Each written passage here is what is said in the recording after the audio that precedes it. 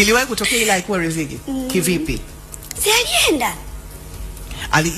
Mlianzaje mwanangu? Yaani alikutafuta mlionana au wewe ndio ulimtafuta? Sitaki kuzungumzia sana kwa sababu nikimzungumzia mimi huwa sipendi kuzungumzia majira yaliyopita. Pia nikimzungumzia sana huko aliko atapata kichwa. So niachane naye. Nimwache aende. Kama wimbo wa Rose Muhando, aache waende. Kwa hiyo na mimi namwacha aende. Na mngoja ajaye ambaye nitamzungumzia for free. Lakini kwani Miriam, wakati amekuja, wewe ukujua kwamba huyu ni Magumashi? Yaani wewe jamani, ulivyo na roho Mungu hivyo, hukumuona tu kwamba hapa hiki kitu hii chaka hii. Niliyatimba. Uliyatimba mwenzangu. Sasa uliyatimbaje? Unajua mimi sasa hapo sikuelewi. Maana mama, shogangu wetu unasali wote. Tuko vizuri rohoni, tunaenda kumzumu mtu akazumika tukaona hapa. Niliyatimba kwa sababu hakuwa mwaminifu.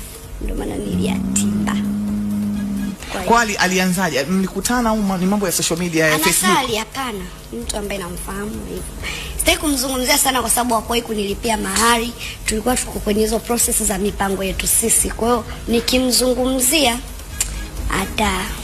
atavimba kichwa. Kwani anajijua? Labda anajijua. Nitakayemzungumzia mimi ni mtu ambaye atakuja nyumbani kwetu, na ndo nimeshasemaga kwamba huyo nitamweka wazi, watu watamfahamu. Lakini huyo alikuja kama bangi, mwache aende kama bangi.